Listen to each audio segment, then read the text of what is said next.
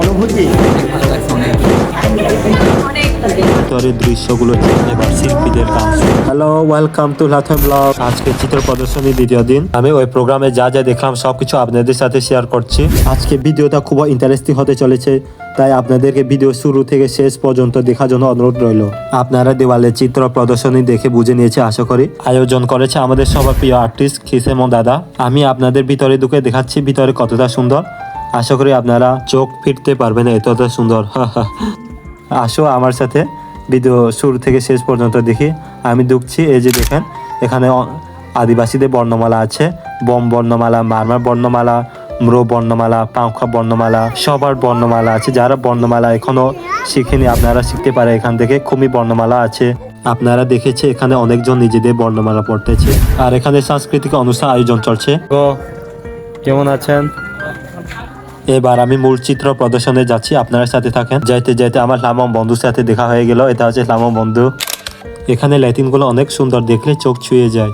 আপনারা দেখে বুঝে নিয়েছে এই হলটি নির্মাণ করেছে বেগম খালেদা জিয়া। আমি সিঁড়িতে উঠছি, সাথে থাকেন আমার সাথে। উপরে উঠে গেছি, এবার সুন্দর সুন্দর দৃশ্যগুলো দেখার পালা। অনেকে দেখার পরে বের হয়ে আসতেছে। আমি ভিতরে ঢুকছি।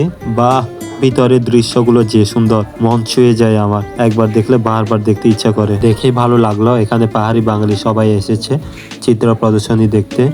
এবার চিত্রগুলো আপনাদেরকে একটা একটা করে দেখাচ্ছি।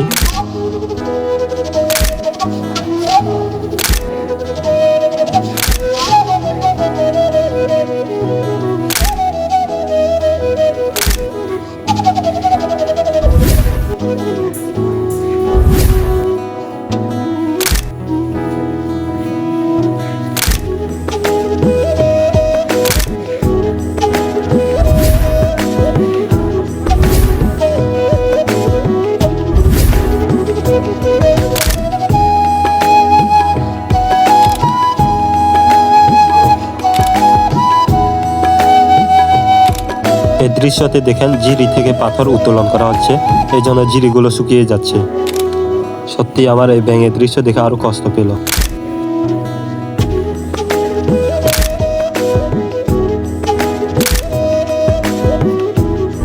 এখানে খিসেমন দাদা নিজে এসে নিজে প্রদর্শনীটা সুন্দরভাবে পরিচালনা করছে।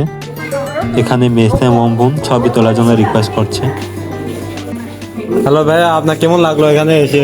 অনেক ভালো লাগছে, অনেক ভালো লাগছে, ঘুরে খুব ভালো লাগছে। ঠিক আছে, ভিডিও করছে, এটা রাগ করবে না না, অবশ্যই। ঠিক আছে। আপনার এই আয়োজনে এতগুলো মানুষ এসেছে, আপনার অনুভূতিটা কেমন?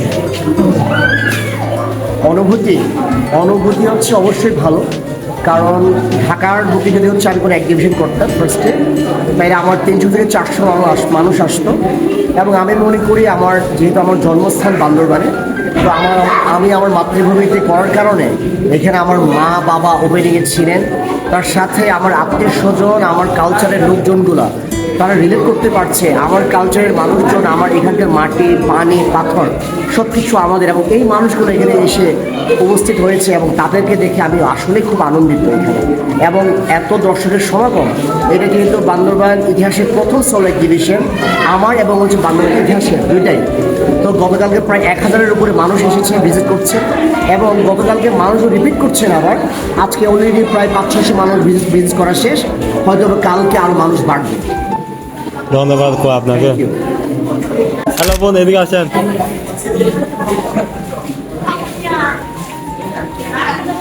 অনুভূতি কেমন এখানে এসে? অনুভূতি বলেন। হ্যাঁ, কেমন লাগলো ছবিগুলো দেখে? হ্যালো, আর বোন তোমার? ঠিক আছে, আমরা এবার এই হল থেকে বিদায় নিচ্ছি। সাথে আছে উতলা দাদা,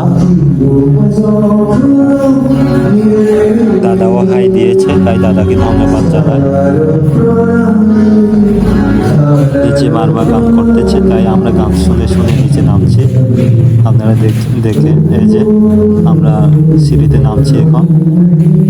আসলে গানটা কিন্তু খুবই মনোমুগ্ধকর, বারবার রোমান্টিক গানগুলো, তাই আমরা গান শুনে শুনে নামছি। খুবই ভালো লাগে আমার গানগুলো, মন ছুঁয়ে যায় খুব। অনেক ভালো গানগুলো আসে। প্রায় আমরা নিচে পৌঁছে গেছি, এবার সাংস্কৃতিক অনুষ্ঠান দেখার পালা।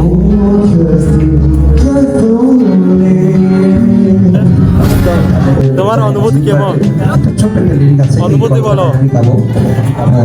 এবার শিল্পীদের গান শোনার পালা।